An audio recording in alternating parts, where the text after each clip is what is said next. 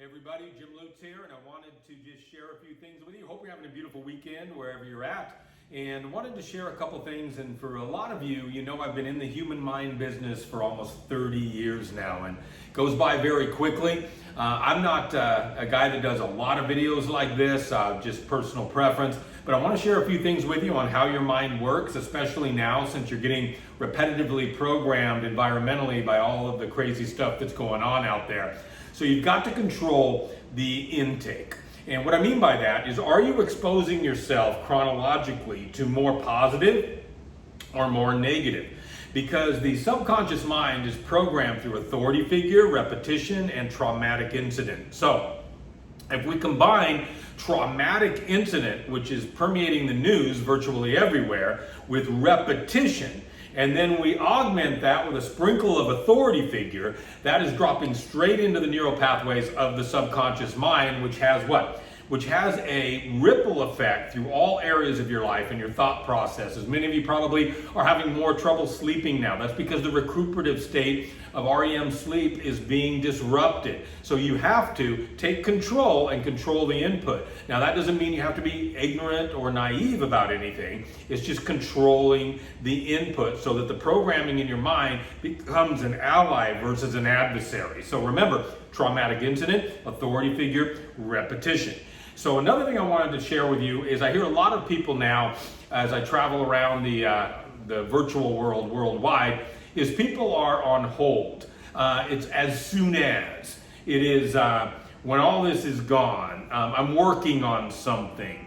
As you know, when this happens, when that happens. It becomes a constant state of integrating the assassin of success, which is procrastination. You have to learn to decide decisively, act decisively. So many people think before they act, and that's smart. That's a self-preservation mechanism, to think before you act. Brilliant. Here's the problem. Most people these days, at least a large percentage of who I talk to, spend a lot of time in the thinking mode and never get around to acting.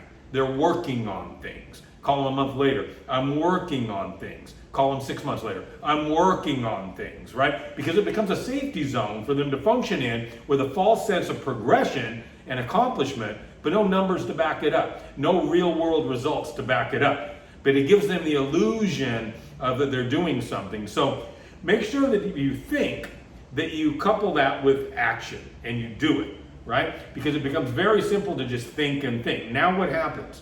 Here's the interesting part. When you're thinking with something called thoughts. Now, back to what I covered in the beginning of the video here. When you're thinking about thoughts, if you're repetitively programming yourself with what? Negativity, authority figure, repetition, traumatic incident, then that becomes what? It becomes almost clogging the neural pathways and the thought mechanisms within your own mind. So now the clarity of thought, when applied to what it is that you really want to progress forward on, becomes diluted. It becomes foggy. You're incapable of. That distraction occurs up here. You may not have any physical distractions in your life, but you have mental distractions inside your own head. And the other side of that, listen closely, the other side of that is you enter into another life challenge with a diminished capacity to cope.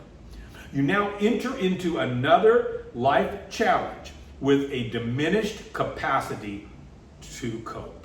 You see what I'm saying? A strong person goes into battle as a strong warrior. A weakened person goes into battle as a weakened warrior.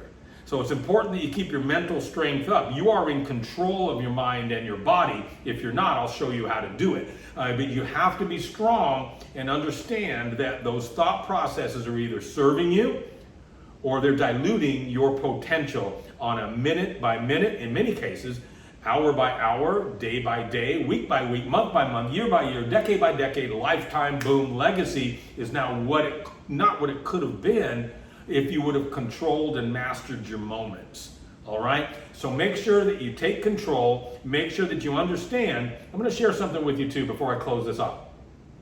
How many of you have a reactive state when things are going on out there? That's because it's a conditioned process, right? In other words, what would be the different reaction? So let me give you an example. Let's say two people are in the same exact situation, and one remains optimistic and one becomes pessimistic and even depressed. Obviously, that has to do with the aforementioned rules of the mind and how the mind works, right? It's how they're processing it, coupled with their capability to process it, coupled with the expected outcome.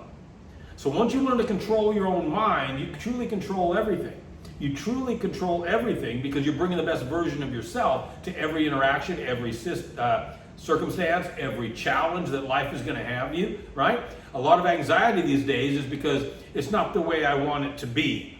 Well, welcome to life, all right? It is your adaptation quality, your chameleon-like mind that allows you to progress through anything in life. Are you controlling it, or is it controlling you? You have a great weekend, and we will see you soon. Reach out if I can help you in any way. Bye-bye.